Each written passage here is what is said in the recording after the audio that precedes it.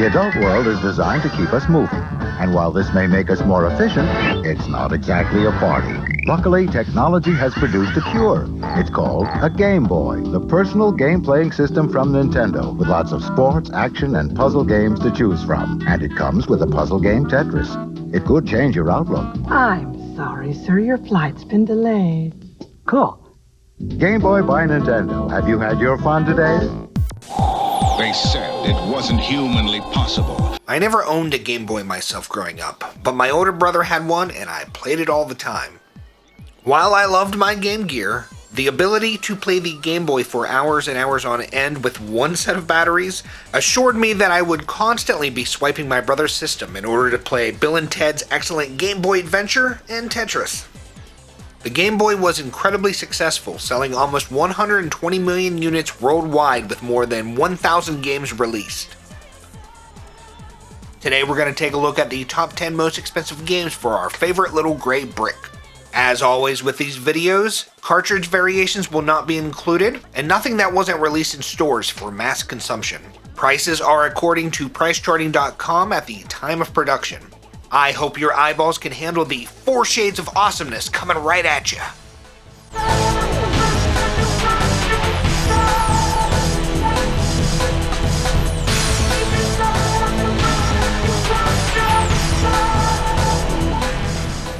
Number 10. Avenging Spirit was published by Jaleco in 1992. This is one of those games that I hope to come across when I do this type of video. This is a great game that I had never heard of. A hidden gem, if you will. Avenging Spirit is an action platformer that is based on an arcade game from 1991. The game starts with a cutscene featuring a young couple who are attacked by gangsters. You play as the young man who is murdered by the gangsters while your girlfriend is kidnapped. You are then brought back as a cute little ghost man by your girlfriend's father, who just happened to be researching ghost energy. It is a tale as old as time. Apparently, ghosts are unable to survive for very long in the mortal realm, and you have an energy meter that is always depleting. In ghost form, this meter depletes rather quickly, but you have the ability to possess the enemies in the stages, which slows the rate of your energy loss. While possessing an enemy, you now also have a life meter that, when exhausted, sends you back into ghost form. I really like this concept of possessing the enemies, and getting introduced to new enemies to try out was very fun. I did find aspects of this game to be pretty frustrating, but I enjoyed my time with it quite a bit. I especially enjoyed the fact that there were no lives because, you're already dead. When your energy runs out, you are able to continue at the start of the stage.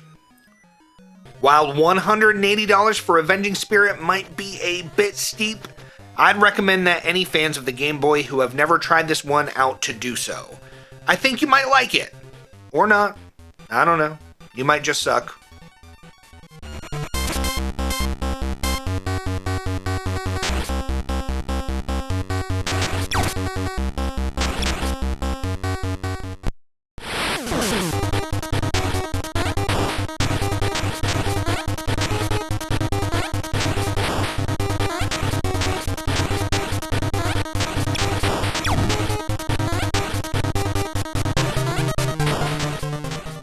Number 9. Night Quest was published by Taito in 1992. It is a turn-based RPG where you take control of a young man named Will that is tasked with a series of quests by the King of Avalot. While Night Quest certainly doesn't really do anything that makes it stand out from the pack of RPGs of the era, I did enjoy my time with it. When I first started playing, I kept getting bodied by enemies before I got to the end of the first quest, but I learned that the secret to my success was some good old-fashioned grindage. Grind, baby, grind. I think the graphics are just fine, and there was some good use of stereo separation in the music, but I can see a lot of people being put off by what is on offer here.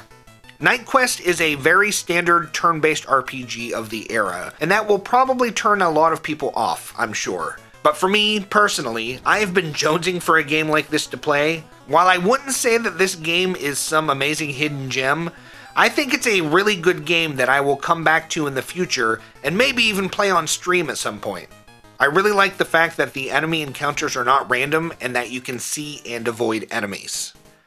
$190 is definitely too much to pay for a loose card of this one, but I'd say if you are into the genre and the Game Boy, you might as well fire it up at least once in emulation to see what you think.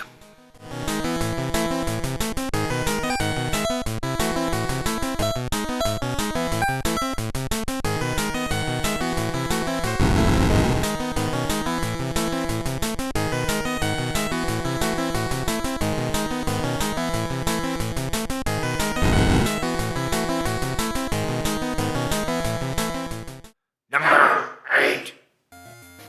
F1 Pole Position was published by Ubisoft in 1993. It is a racing game which features Formula 1 racing licensing. I do like a racing game from time to time, but I'd say that I might have the least experience with F1 style games. When I first fired this one up, I thought that I was in for a bad time, but I am happy to say that this one won me over. F1 Pole Position isn't destined to go into my list for all-time favorite Game Boy games, but it kept me entertained. The graphics are a bit of a mixed bag. I think it's cool that there are hills in the tracks, but traversing them is very choppy and disorientating. Every time there was a hill, I thought that I was going to careen off the track and into a sign, but this never actually happened. The sound isn't horrible, but there is no music during gameplay, just car sound effects mostly, which is a shame because the opening song is a banger.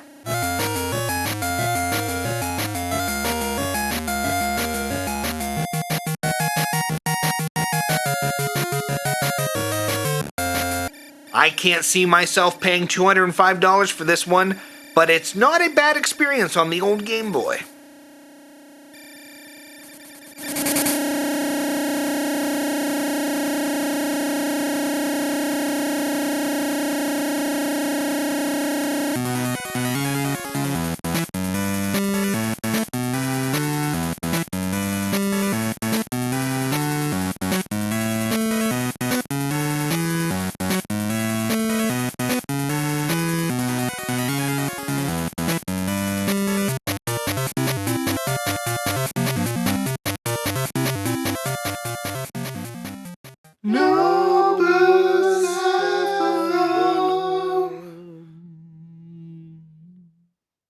NIV Bible and Lost Levels of Joshua was published by Wisdom Tree in 1996. Let me start by saying that it took me a really long time to figure out how to emulate this game properly. When I first loaded it up in RetroArch, I got this garbled mess. After I got to the assumption that my brain was just not big enough to figure this out, I was finally able to find the BGB emulator and then it ran just fine. And was it worth all of the work? I do always love delving into the unlicensed game arena, and I am not very familiar with the Game Boy side of things. I didn't even know that Wisdom Tree released any Game Boy titles. So as the title of the cart indicates, it features the new international version of the Old and New Testament. You can go to any book in the Bible, search for words or terms, and you even have an option to turn footnotes on and off. Oh boy, howdy! It is exciting stuff, but that's not even everything. There is also a word matching game. Yeah? A hangman style game. Yeah? And, brace yourself, an arcade style game called Joshua: The Lost Levels.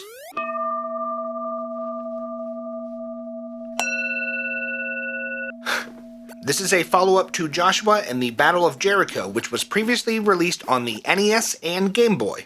Joshua is actually pretty enjoyable to play, tasking you with pillaging Jericho and smiting your enemies. There is a good bit of slowdown during the game though, and that definitely hurt the enjoyment of the experience. All in all, if my grandma would have given this to me as a Christmas present when I was a kid, I would have been okay with it. It certainly would have been a better alternative to those damn itchy dollar store blankets she gave me every year. I cannot see myself paying $230 for this nowadays, but this is one of those carts that I wouldn't mind picking up if I found it in the wild for cheap.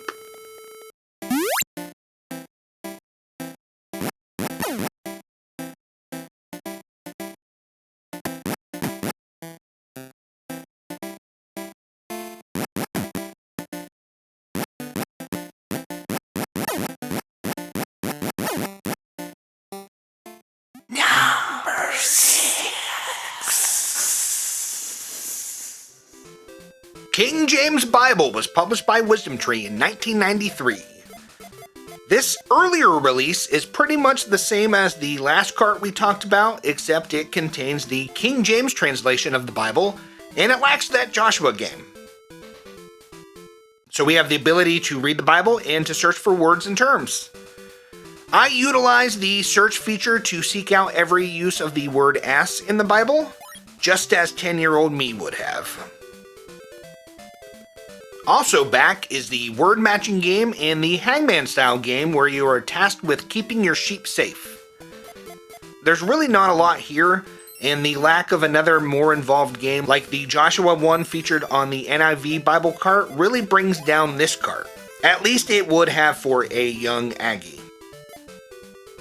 $235 is way too much nowadays for this cartridge, but I definitely would have still preferred receiving this from Grandma than those damn itchy blankets.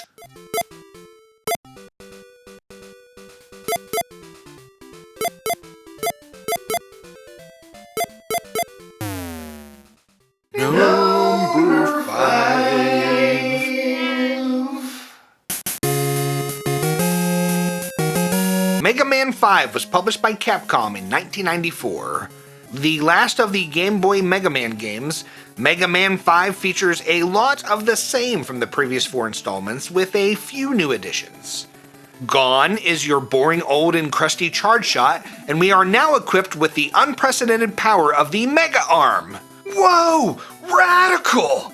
We are also introduced to a new animal friend, the Kitty Cat Tango. Mega Man is one of those series that I really need to spend more time with. It is not a series that I played when I was younger. I am always pleased when I have a reason to play one of the Mega Man games because I always genuinely enjoy it, whether or not I am actually good at it.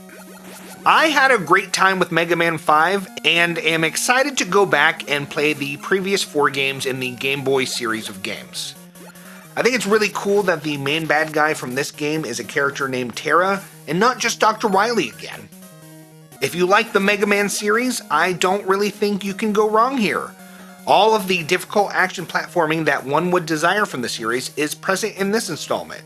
$240 is a bit much to spend for a loose cart of this one, but luckily it was recently added to the Switch Online service along with the other 4 Game Boy titles.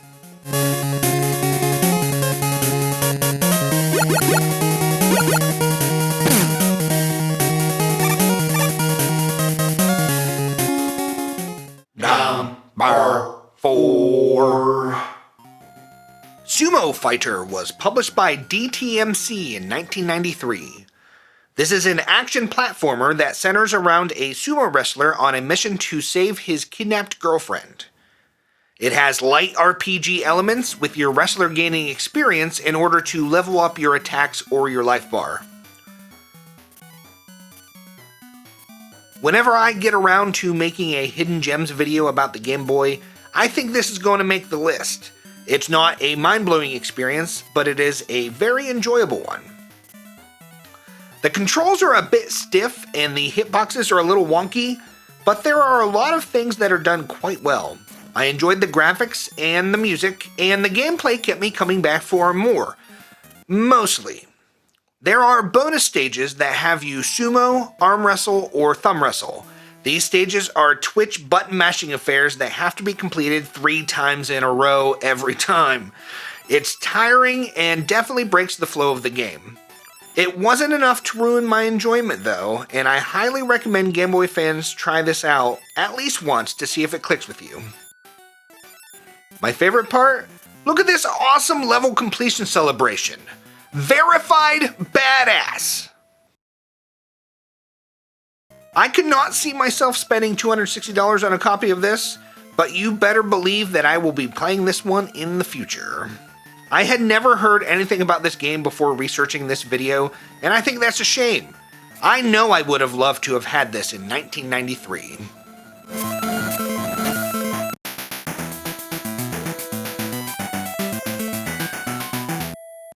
Number three, number three, number three, number three, number three, number three, number three, number three. Toxic Crusaders was published by Bandai in 1992. It is based on the short-lived cartoon from 1991 about a group of hideously deformed creatures of superhuman size and strength who battle evil and protect the environment. This cartoon was based on the Toxic Avenger series that was produced by icons of the film industry, Troma, which is led by celebrated auteur Lloyd Kaufman. I don't remember ever seeing this cartoon when I was a kid, but I was very familiar with the Troma Toxie films. The idea that the Toxic Avenger was turned into a kid's cartoon is one of the most awesome and hilarious things that I have ever encountered on this earth. Anyone familiar with the source material will know why. Horrifying accident and fell into a vat of nuclear waste, transforming little Melvin into a hideously deformed creature of superhuman size and strength. That aside, the cartoon is actually pretty good and features Squidward himself, Roger Bumpus, as the voice of Toxie. Oh, what am I gonna do? Now that I'm a hideously deformed creature of superhuman size and strength, where will I even live? Try the toxic waste dump. Thanks, Mom. I knew I could count on you. I will start out by saying that I love the fact that this Game Boy game exists. Seeing the Toxic Avenger on a Nintendo system is very cool. But sadly, the actual game is just not very good. Look at Toxie here to start out. What the f*** is that? Toxic Crusaders is a side-scrolling action game where you play as the titular team of crime fighters moving to the end of stages while defeating armies of identical enemies. You can choose which of the Crusaders you'd like to play as when you start a level, and if a Crusader loses all of their hearts during a stage, they are defeated for the rest of the game. The level design is pretty clunky, and some of the programming just seems incomplete. The worst thing about this game is the constant barrage of identical enemies that endlessly spawn on both sides of you. It becomes exhausting and is not fun to endure. I really wanted this one to be better, but sadly it was just not meant to be. I'd say that if you're a fan of the Toxic Avengers and you've never seen the Toxic Crusaders, watch it! It's very much a product of its time, a la Captain Planet, Ninja Turtles, etc., but it is pretty darn enjoyable. As for this game, you can probably skip it unless you are just a huge Troma fan and need to experience it. I totally get that. There were versions released for the NES and Sega Genesis, but I have yet to try those. Most people would say that $315 for a copy of this is way too much, and it probably is, but you know what? I might be tempted to pay that just for an interesting piece of Troma history.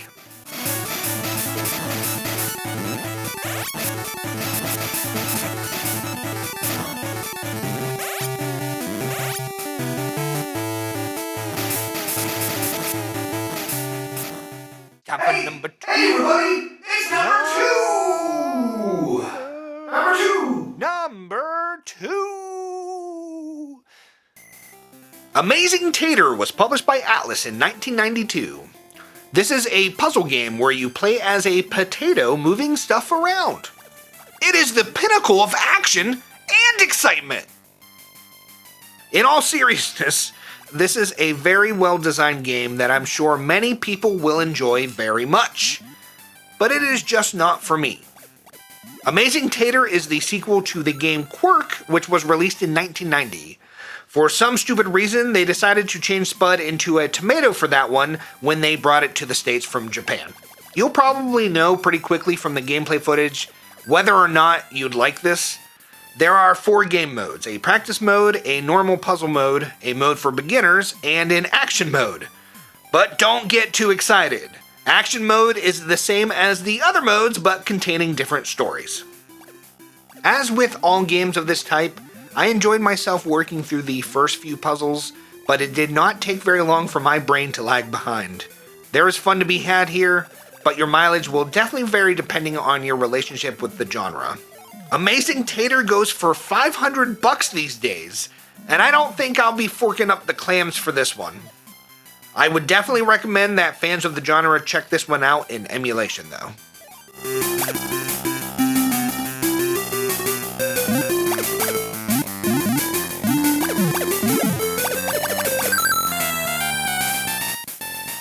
Number one, number one, number one.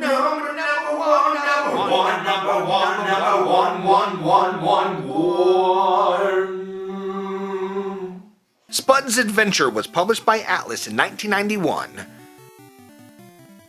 We got us another potato game, which was unexpected. This time though, as the name implies, we have an adventure game with RPG elements. The beautiful Princess Mato is kidnapped by Mothman when Spud just happens to saunter by and offers to go to the Mothman's castle in order to save the princess. This game actually came out before Amazing Tater in Japan, released after Puzzle Boy, the Japanese version of Quirk. Spud's Adventure is definitely much more my speed when it comes to gameplay, and I got a lot more playtime out of this than Amazing Tater. In the game, you control Spud and his vegetable buddies as they explore a dungeon on their mission to save the princess. As Spud defeats enemies, he is awarded experience, with which he levels up and gains more health. Each floor involves you finding the stairs in order to advance to the next floor. Some levels have different gimmicks, like rooms where the lights flick on and off, levels where your controls are reversed, which is always awesome. Who doesn't love that? Ugh. And even stages where Spud gets to do what he does best: push things around. As I said, this genre is far more appealing to me than that of Amazing Tater, and I did enjoy it more than that game. But, and I can't quite put my finger on it, something seemed off about the experience. I really expected to like this one more. I really don't like how enemies spawn in this game. They pretty quickly respawn after you kill them in the exact same spot that they initially spawned, which created a lot of problems for me and resulted in me getting hit far too often. There are just design quirks like that throughout the game that kept me from fully enjoying the experience. Spud's Adventure is still a good game that I would recommend to fans of the genre, but $640 for this one is hard to swallow.